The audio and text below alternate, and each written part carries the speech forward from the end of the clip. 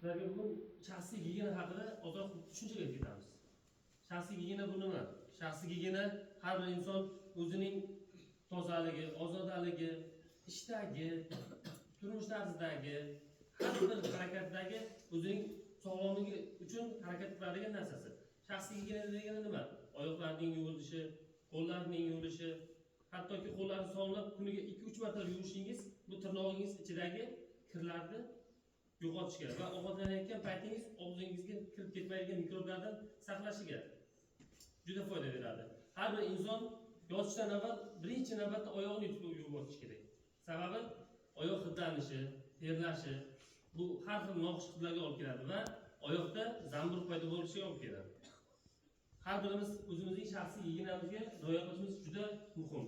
Bir-birimizning kiyimlarimizni kiymasligimiz, bir-birimizning ko'rpachalarimiz, yopig'inchalarimiz yopilmasligi kerak. Chunki har bir insonning o'zida bor kasallik boshqa insonga yuqish shu gigiyena orqali kelib chiqadi.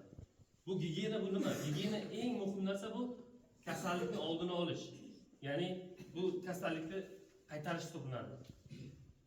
Shaxsiy gigiyenaga rioya qilmagan inson turmush tarzida ham, mehnat faoliyatida ham kasal bo'lib, har xil eng og'ir kasalliklarga ham duchor bo'lishi mumkin. Misol uchun oyoqda keladigan zamburug' hisobga olsak, bu davolab bo'lmaydigan kasallik. Ya'ni siz birov sheringizni kimnidir naskisini kiyasiz, ya'ni paypog'ini kiygan paytingiz sizga yuqib qolish ehtimoli juda katta. Unda bor zamburug' sizga yuqdimi, demak u davolanmaydi. Uni davolashga iloji yo'q. Butun umr shu kasallik bilan kurashib, faqat surtmalar orqali salgina oldini olib, bir mana bu qichishishni yo'qotishingiz mumkin. Lekin butun hayotingiz davomida sizni ta'qib ketaveradi, ta'qib qilib boraveradi.